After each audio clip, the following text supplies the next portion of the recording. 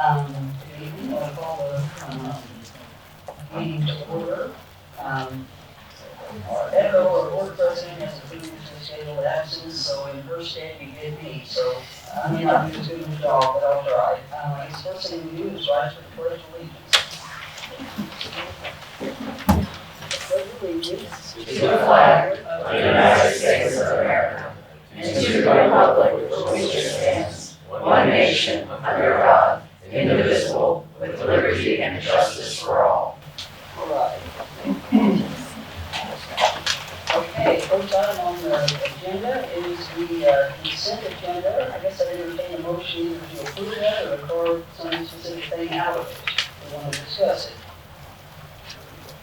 Can you speak up? I'm sorry. I'm trying to get a little closer to the mic. Okay, Is perfect. that better? Yeah. I'd move to accept the consent agenda. Will, did you have anything you wanted to talk about in the executive director report, just to highlight? Okay. I'll second. Okay, so we got a motion and a second. Any discussion? Doesn't sound like we have any discussion. Let's go to a vote. Trustee Harry, Aye. trustee Hernandez de Carl, Aye. trustee Roberts. Aye. Okay, motion carries. Consent agenda is approved. All right, next thing is public comments. First person up is Delaney Pfizer. I hope you're probably pronouncing your name correctly. You are. Okay, and then after Delaney is Elizabeth Udash-Lusker.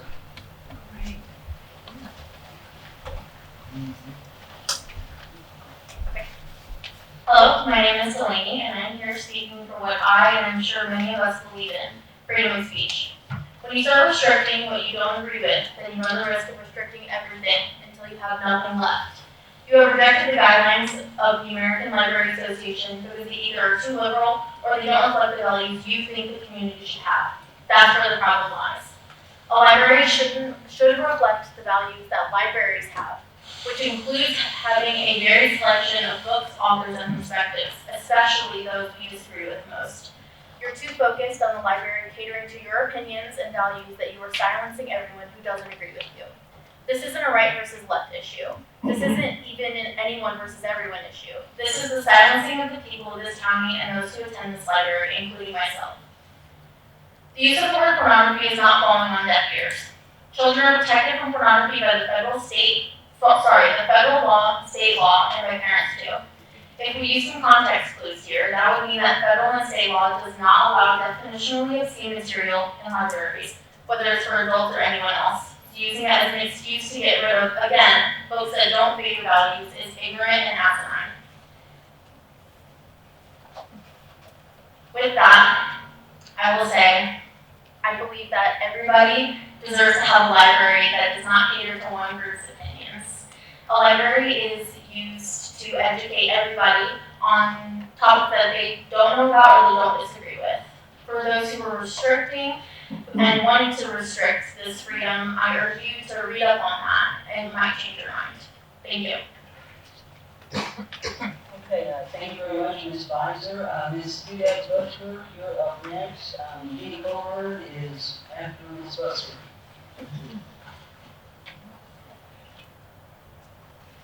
I first wanted to start off by saying thanks. My name is Elizabeth Udash-Lusker. I'm not sure what's going on with the microphone. I'm going to do this. Can everybody hear me? Okay, thank you. I was looking at the agenda prior to the meeting. It came out really late yesterday afternoon, for those of you who did not know. And one of the things I always look for is what is it exactly we're going to be listening to and talking about as a community.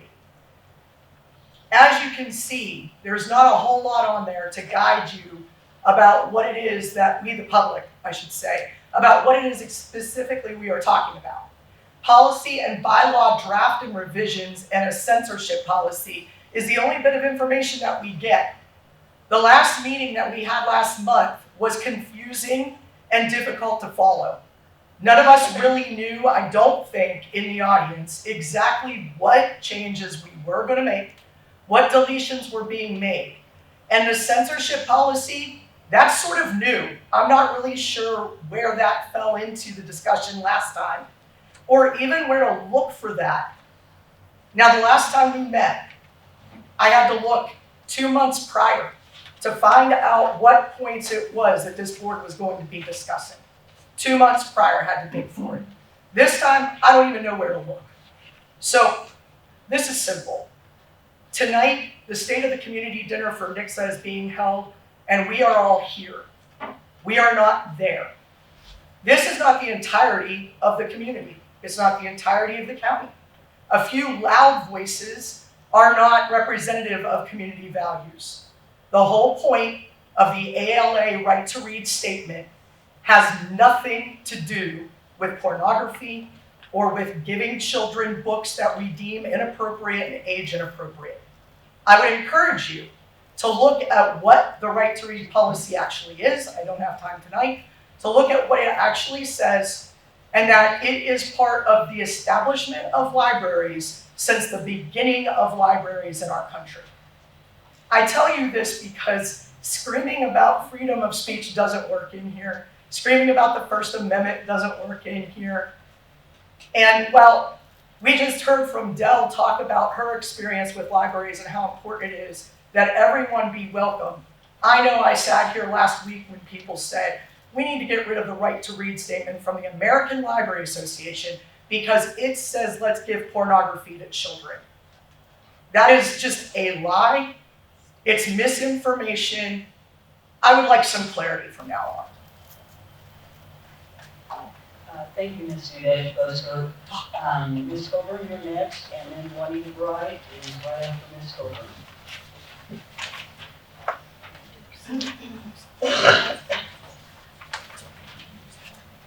The Merriam-Webster Dictionary defines association as an organization of persons having a common interest. Synonyms of association are partnerships, organization, collaboration, and relationship. There are many associations. Here are a few: the Alumni Association, the Associated Press, the Homeowners Association, the American Medical Association, the National Association of Home Builders, the Springfield Contractors Association, the American Association for the Advancement of Science, Association of Fundraising Professionals, the Association of Social Work Boards, Association for Financial Professionals, the American Psychological Association, the American Association of People with Disabilities, the American Association of Christian Counselors, the American Association of Nurse Practitioners, the American Association of Colleges and Universities. Do you get the picture? Advantages of people being members of an association are many. Tangible benefits mostly occur by going to annual meetings and meeting and interacting with people, attending seminars, etc. Occasionally, these organizations also have discounts on various things, such as car and life insurance, etc. Professional development training of one's chosen field of work or study occurs within associations. New ideas and connections are made through associations. This is a primary means to learn more, determine principles, guidance, etc. This library board has taken a hatchet to all connection to the American Library Association, even though the Christian County Library was never a member of the ALA. The ALA provides a plethora of educational and support to personnel who are members. Many of the current and past policies and procedures for this library have come as guidance from the ALA. This guidance is not created in a vacuum and by people who have an ulterior motive or by those who have no experience in library science. The guidance comes from research, discussion, principles, goals, objectives, etc. I have witnessed from this library board a carving up of those policies and procedures that have generally worked over time to provide a means for people to have access to library resources. I'm asking for clarification on this. Is this belief that the bones and the policies and the procedures offered by the ALA are good? Is it just that you don't like the term the American Library Association and the term right to read? Therefore, it is apparent what you are doing is changing policies and procedures not as directed by the community, as you are not elected officials, nor by professional guidance, but rather by your own ideology. Is that correct? There are 96,000 people in Christian County. The people who attend here every single week do not represent the majority, despite their claims that they do. What I see happening is a denial to provide a free library for everyone. On another note, I happened to be in the Ozark Branch a couple of weeks ago during Banned Book Week and found the display of past banned books missing. Ms. Colburn, you're over time. Would you wrap it up, please? Why was the display taken down? I wonder, did this come as a directive from the board rather than from the library director? Thank you, Ms. Colburn.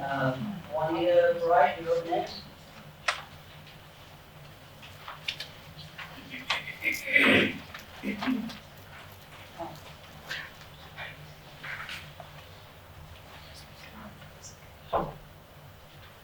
At last month's meeting, my husband Kevin spoke about his concern with the unregulated random disbursement of a number of age-inappropriate transgender books and materials in the children's and youth section of the Christian County Library. I believe this is a valid concern among parents right now. All that you have to do is watch what's been going on in our society over the last couple of years to understand why parents worry greatly about the influence of this ideology over their kids. I spoke last month also, mostly to thank the new board and director for being willing to just listen to us, the conservative citizens. I asked them to continue to seek a way to at least contain those existing age-inappropriate books in designated areas. Parents deserve, especially parents with multiple children of different ages, they need to have a clear boundary in which to direct their kids' browsing.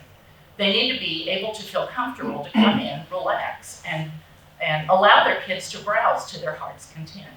I also spoke about something which I had not really brought up in these meetings before, the online name calling, the doxing of a conservative citizen, and a couple of other really disrespectful acts that have occurred over the last couple of years that were obviously meant to intimidate us.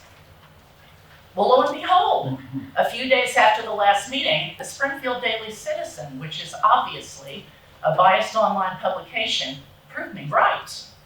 The young lady who wrote the article included a short synopsis of what my husband said, but before she did, she gave his name and the name of our business. And as you can imagine, their online readers immediately jumped on board. Although a lot of them probably don't know anything about our business and haven't been there, and started slandering us and saying ugly things about our business. And here's the thing, we live at that address. So basically, you just doxed our home address also. Thanks. That's disgraceful and unprofessional, something that I would never think to do to any of you, ever. We do not come to these meetings to represent our business. We don't wear our shirts. We don't represent our business here. We come to represent ourselves as tax-paying citizens. We pay twice. Christian County is expensive. We pay personal taxes and then we pay expensive business taxes. We come to represent our children and grandchildren. That's our right.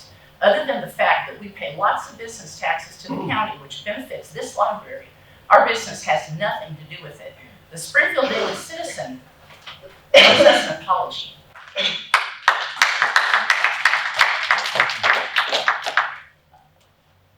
Excuse me, thank you, Mrs. Wright. Mr. Mitchell, you're up next. And then Cindy Dickens is after Mr. Mitchell. Well, I want to thank you that freedom of speech does work. That's why you're here to listen and we're here to talk. And anybody that has something to say, they're welcome to do so. I'm standing up tonight, read a verse of scripture. I stand up as a pastor, as a father, grandfather, in this area, lived in Christian County all my life. And there's a verse of scripture in Psalms 94:16 where God said, "Who will stand up for me against the evildoers?" I want to mention a book tonight I'd like for you to look into. You'll find this in the Ozark Library in the children's section. And it's entitled, "It Feels Good to Be Yourself." It's about gender identity, child rape, child molestation. Talks about the rape of a 10-year-old girl. It's very graphic. I don't feel comfortable reading from this book, to adults, let alone with children being around, so I ask that you check into it. What it has to do with academic values and ACT tests, I would have no idea. Something needs to be done about it, and I ask that you would look into it. It needs to be taken care of. And I ask you as a board to continue to stand up for the majority, because you know yourself that easy to say 80 to 85% of the people in Christian County, they stand for what's right. They love their children. They want to see them protected. And besides that, I want to encourage you to stand up for God. Stand up for His Word. Do what's right. The Bible makes it very clear on this subject, from the Old Testament all the way through to the New.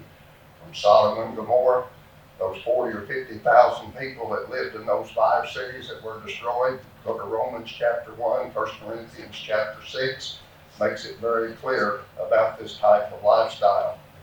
And James 4:17 says, to him that knows to do good and doesn't do it, to him it becomes sin. And when sin is finished, it's going to bring forth death. So stand up for what you know is right. I just want to give you a reminder, Romans 14:12 tells us that the day is going to come that every one of us is going to have to stand before God in the day of judgment, and we're going to give an account. Especially when we had the opportunity to save lives, and if we don't do it, we're going to have to answer for it someday. And I'll leave you with one verse of scripture in Ecclesiastes. God says that He will bring every work into judgment with every secret thing, whether it be good or whether it be evil. It's a sad thing to wake up one day and realize you let the devil use you to destroy the lives of children. So I want to encourage you, stand up for what you know is right. And thank you for what you've done and for listening.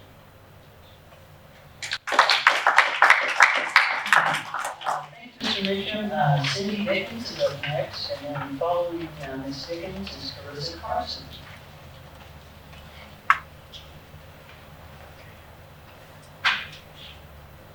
Good evening, Board of Trustees. I appreciate the opportunity to speak tonight. Before I get started, it's been a hot minute since I've been able to make a meeting, so I would like to personally welcome new Executive Director Will Leitenberg. Practiced that a lot today. And new Board of Trustee Kelly Roberts, and the new Branch Manager Katie Haynes. My concern tonight is your Facebook page. Christian County Library Facebook page is something I admittedly don't follow or even look at very much. So as I was preparing to talk tonight, I decided I should go on, give it a glance. And it didn't take me long to remember why I don't look at it. The videos, yikes. Especially the one with the guy flipping his hair, or in the words of the teens nowadays, cringy. Promotion for events seem to have no rhyme or reason to them. The ones that are promoted are done with little to no effort, literally just posting a flyer as your promotion. I would challenge this library to go out as I did and look at other pages for other libraries all across this country and gather some creative ways to promote your events.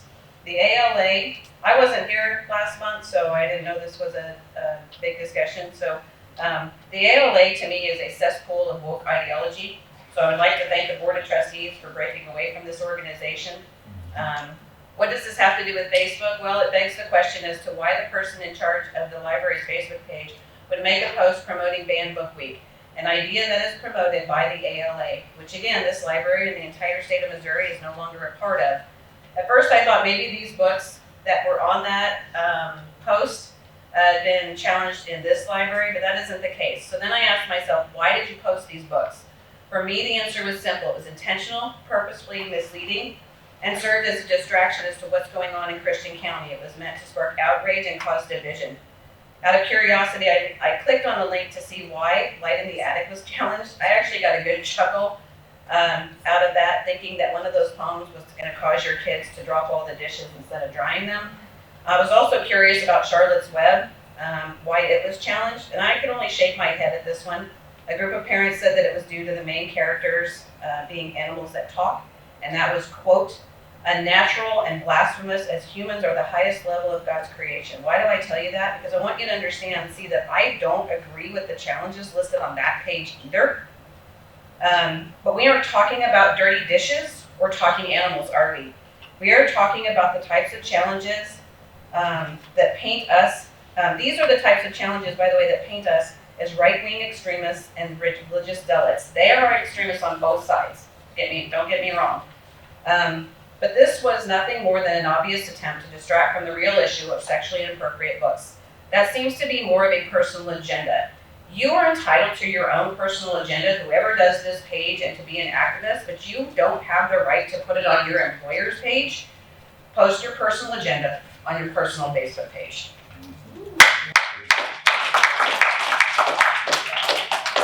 Thanks, Ms. Higgins. Ms. Carson, you're gonna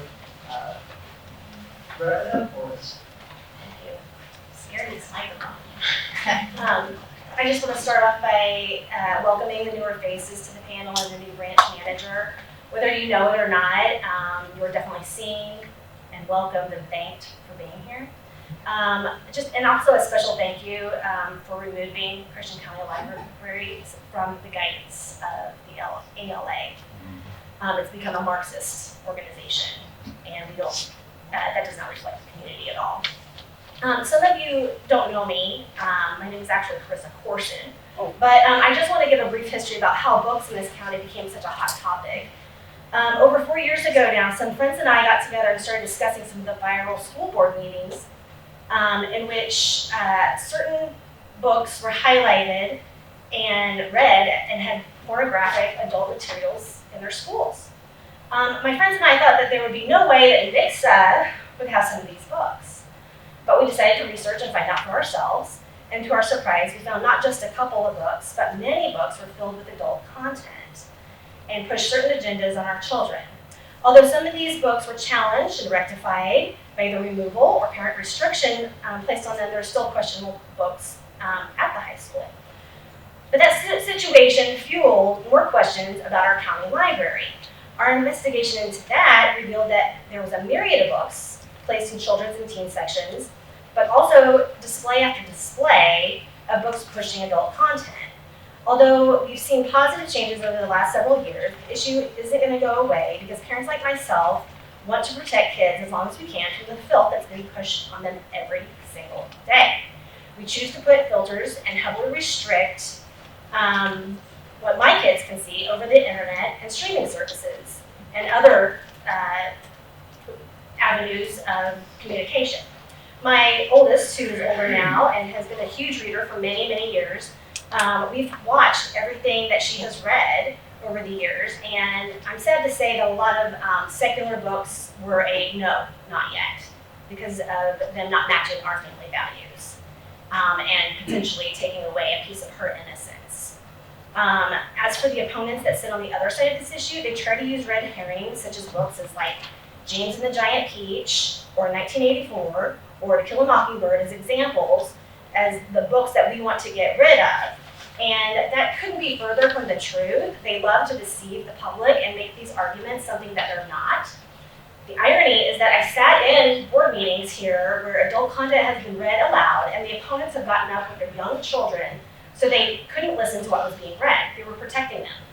And yet, they still argue that this stuff needs to be not only read, but promoted and displayed. I care about my children and I care about the community at large. There's plenty of reading out there that doesn't contain the filth in these books. And we've identified, that have been identified as having adult content. You're probably all aware about the arguments on both sides, but as someone that has lived in this area my entire life, this is not something that the community wants for their youth. I talk to people all the time, and they're shocked by the content of these things. And as a side note, I just want to say, parents like myself, parents like myself are tired. We're tired of having to protect our kids at every single turn from the filth. It is exhausting. So please let our libraries be a safe place for them.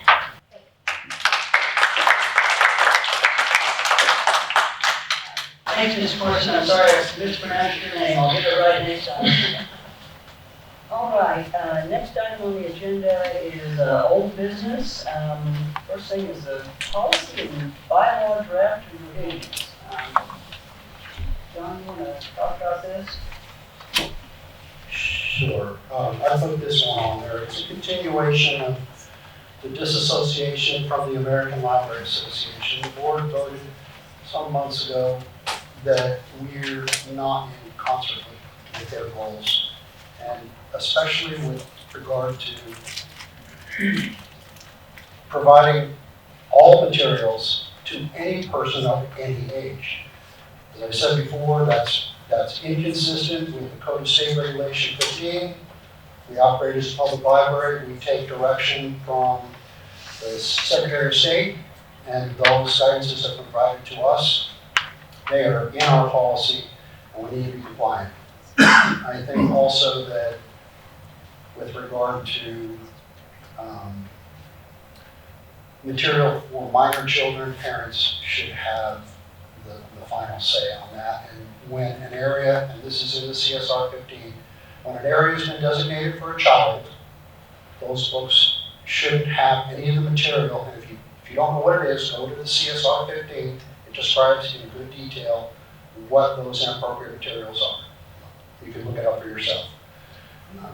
So, based on those things, a continuance of the removal of the ALA and the censorship policy, which is riddled with ALA language, I move that we strike the censorship policy. Some of these things that are in our censorship policy are already in other places in our policy, like the request for reconsideration form, that's already in our, the protection of patrons' data, that's already in our privacy policy, we already have that. So the only other things are just basically whole cloth, getting rid of the ALA, Library Bill of Rights, in its various interpretations, I don't even know what that means, including the statement of intellectual freedom, the freedom to read, freedom to view. We've already voted on statements for labeling. We don't label, except where the books have to be shelved in a particular way. And so I move that we strike this confidentiality, or I'm sorry, this censorship policy as written. And then as our executive director is, first I just move that we strike this censorship policy as written. I'll second. All right, so we've got a motion to strike the censorship policy. We've got a second from you, Mary? Yep. Okay, from Trustee Hernandez to Carl. Do you want to have any further discussion about this? Yes. Will, do you have anything to add? What is the remaining of the censorship policy? There seems to be a paragraph. Is there more in there? It's in the packet, but that's basically that paragraph there. You want me to read it? This is all of it? This is the entire section of the policy? That's it. It's just one paragraph. Okay. Yeah, and I'd just like to make a comment, because it seems that there are a lot of people who are upset over our disassociation for the American Library Association. And I want to reiterate the comment that Cindy made, and that's that the state of Missouri has removed itself from the American Library Association, as have the states of Alabama, Florida, Louisiana, Montana, South Carolina, Texas, and Wyoming. And there are other states who have done so. So what we are doing is not out of the ordinary. This is in line with what the community has asked for us to do. And we as trustees are listening to members in our community and moving forward with that guidance. If we are to remove this section now, where else would the request for reconsideration form live? It's our policy. Is it? It's our policy. Yeah. Do you want to? It's So still no. on. Somebody go up there and turn that Yeah, off. I believe it's on the website somewhere. I actually also have. Or we can make sure that it's there. I think we do have a section for the request for consideration.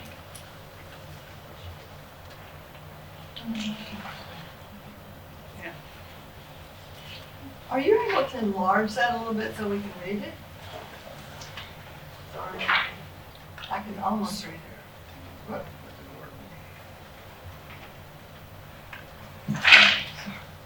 Control plus. Yeah, thanks, I was doing Alt plus. So Kelly, to answer your question, Thank you. there is, I don't know what page number it is because I've just been Xing out and editing my policy guidebook as we make changes, but there is a section in the guiding principles under, I believe it's operational stewardship guidelines, titled how you can have a say. And here it talks about how patrons can suggest books for purchase, and there is a section where there's a hyperlink to the request for reconsideration form. It's redundant. Thank you.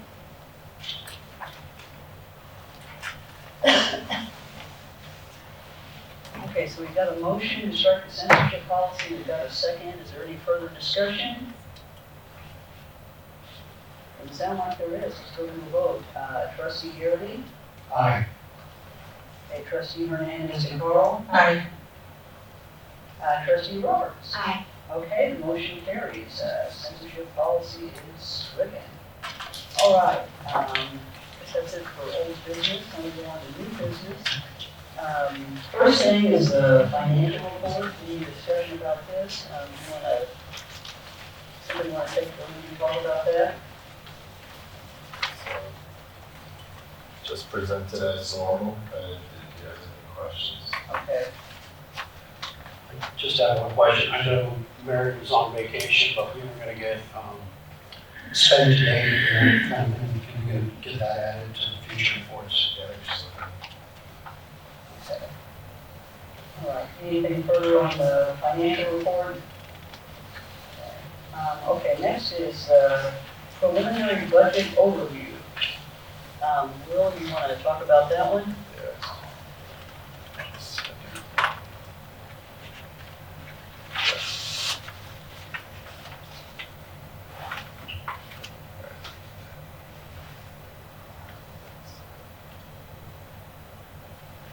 This is gonna be, I'm sorry, but it's gonna be like this for you all, but there will be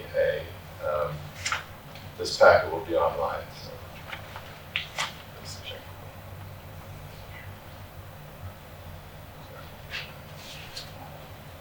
Yeah. Let's see here.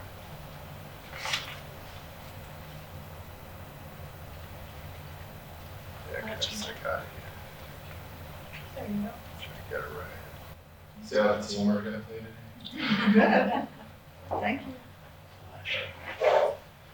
Okay, so I would like to preface this with a note about our recent operations, which may also address some of the concerns that were brought forth earlier. On an annual basis, we have to submit statistics to the state of Missouri by November 30th. So that process overlaps with our budget season, and it makes it a busy time of year for administration.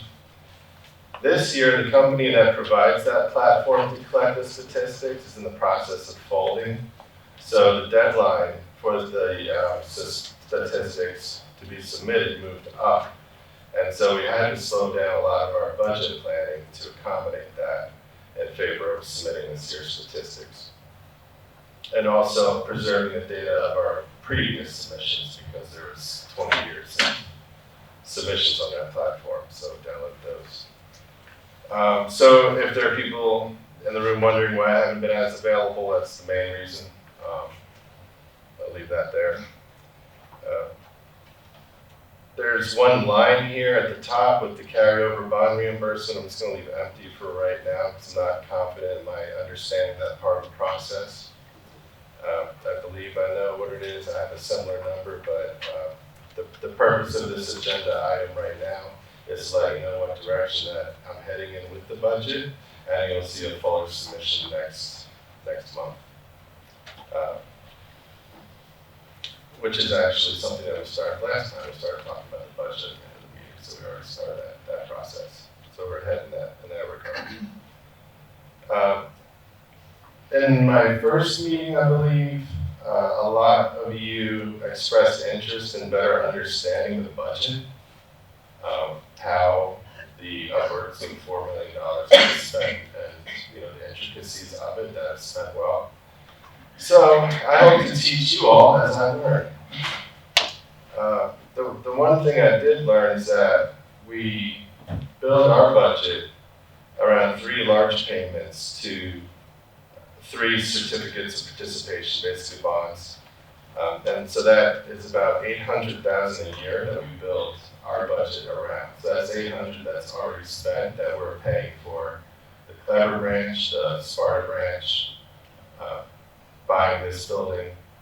So I think that's worthwhile for people to understand that. So it's we have I think 400,000 of that is to pay for the lease purchase of this building. We have 2 bonds for Sparta and Clever. One we pay $290 and the other one about $130. So that's annual. We're very happy to have all these buildings. All right, so moving on to estimated tax revenue.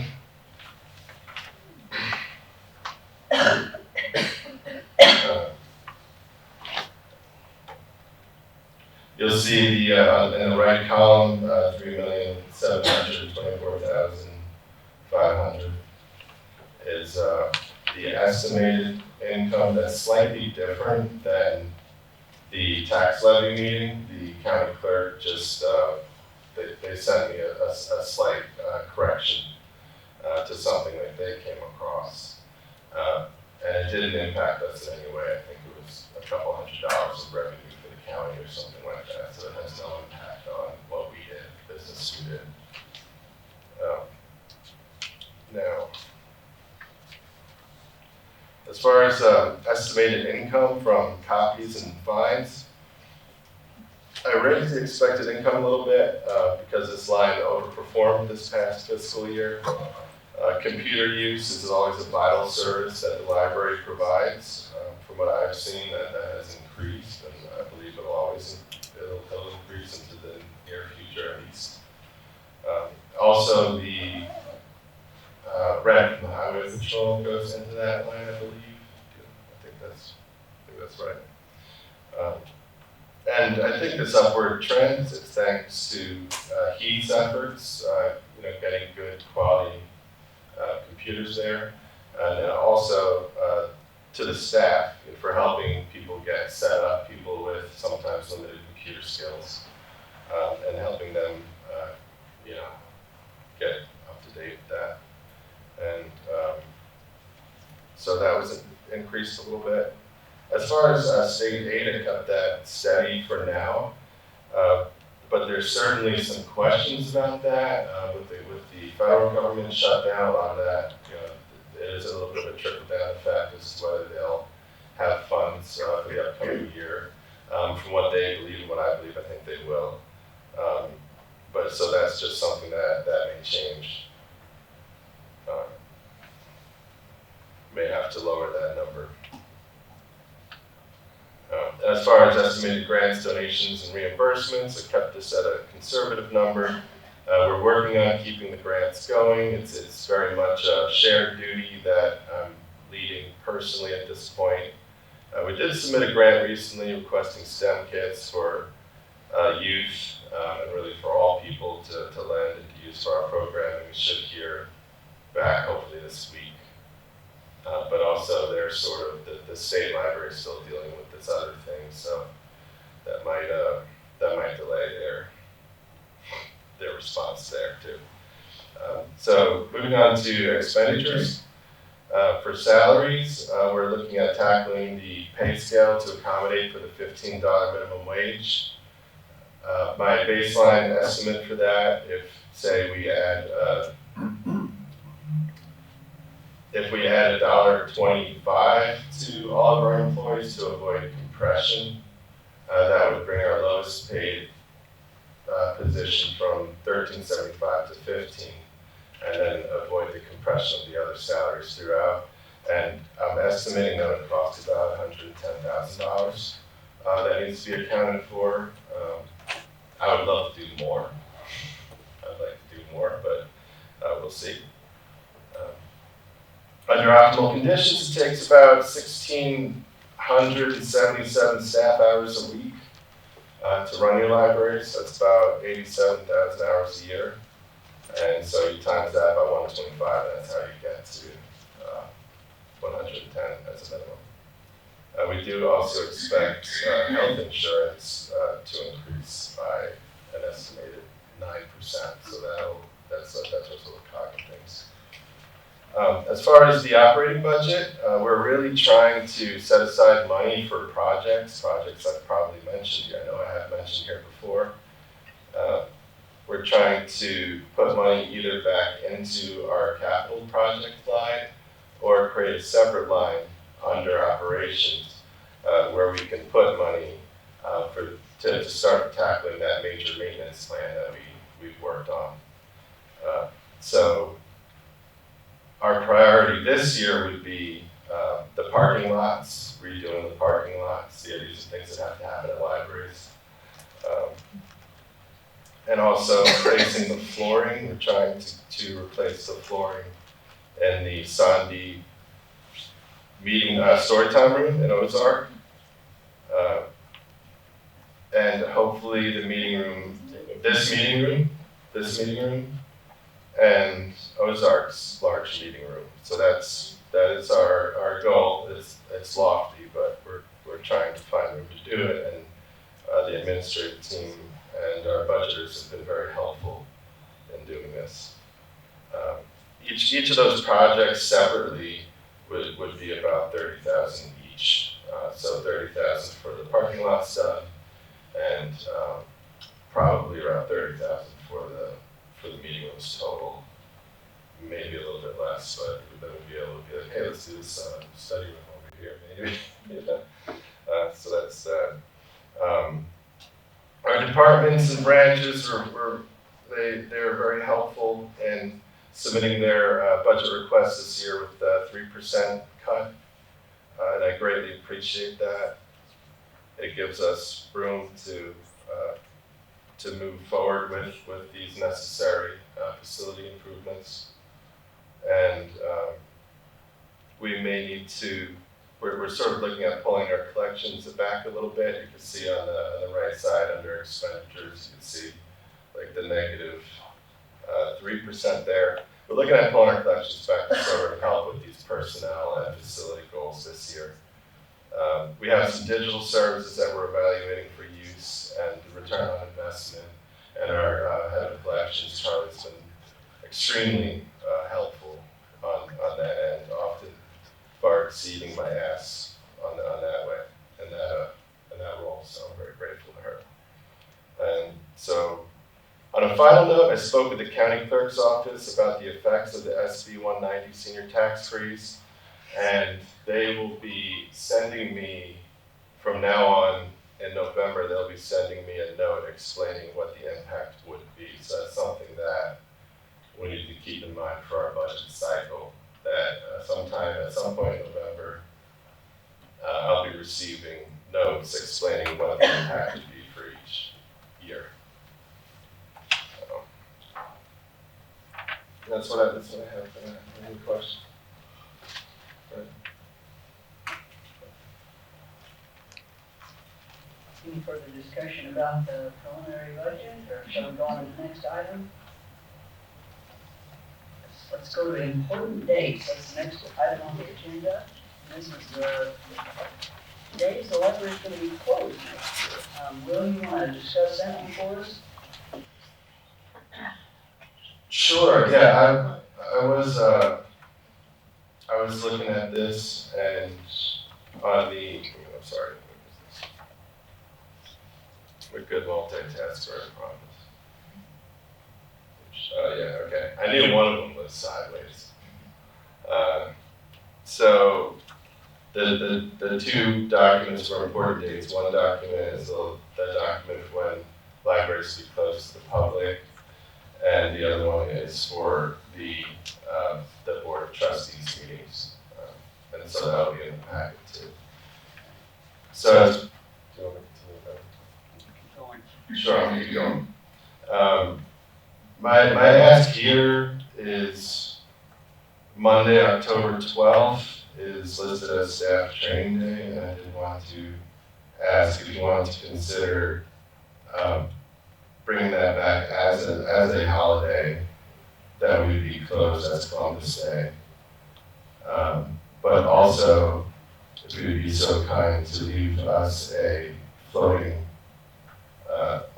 day off probably in April to host our staff training day, which is very, very valuable. That's when I get to talk to all staff in one room. We have breakout sessions and a lot of training, and so that would be my request.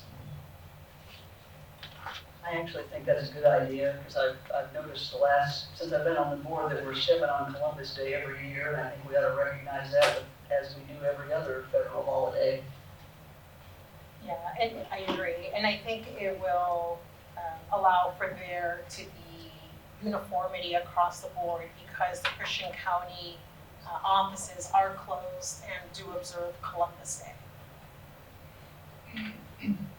All right, so does somebody want to make a motion regarding that? I move that we make Monday, October 12th, wait, let me scratch that. I move that we make the second Monday in October Columbus Day, and observe it as a holiday when the library will be closed to the public. And then you want to add something about having the floating training day? And what is it? Grant will a floating holiday. Or would we say a staff training day? How do we word it? Allow me to close the library for staff training day. Yeah. I think that would do it. Okay, so I'll allow Will to close the library for the staff training day in the future. Do we have a second? Second. Okay, any further discussion? Okay, let's go to the vote. I guess the motion is, as I understand it, we're gonna, Trustee Hernandez de Carl has moved to make the second Monday in October for us to observe that as a holiday, as Columbus Day, and then grant Will the authority to close the library for a staff training day sometime in April at his discretion. I don't want to get involved into the month, if that's okay. How about just, okay, I think I may be editing the motion, I probably shouldn't do that. Let's see, okay, take it from the top here. And you also include in the motion that the staff will be paid. Okay, so, I move that we make the second Monday in October, observe it as a paid holiday for staff as Columbus Day, and that will be granted a floating holiday in April for staff training. All right, John, is that, you seconded that? All right, so let's proceed to any other discussion? All right, let's go to the vote. Trustee Garrett. Aye. Trustee Hernandez de Carl. Aye. Trustee Roberts. Aye. All right, motion carries. Thank you. Okay, at the end of the agenda? Almost. We have to approve the, Oh, wait a minute, November, hold on. Yes. November meeting. I have that added on there. I would like to ask the board to have the November meeting start at 7 p.m. instead of 6 p.m. to accommodate a travel schedule of my own. What day is it, November? What day is that on? On Tuesday. What day? is it the 18th? Let me double check. Is it Tuesday before Thanksgiving? No, it's November 18th. That's what we have our board meetings. All right. Okay, do we want to hear a motion on that? I would like to extend the first motion to delay the start time of the November board meeting from 6 p.m. to 7 p.m. All right, so we've got a motion from trustee Roberts, and we have a second. Second. All right, any further discussion? Okay, let's go to a vote. Trustee Garrity? Aye. Trustee Hernandez de Caro? Aye. Trustee Roberts? Aye, and thank you. Okay, motion carries. Next meeting on the 18th starts at 7 o'clock. And I think that concludes the meeting. Thanks everybody for coming.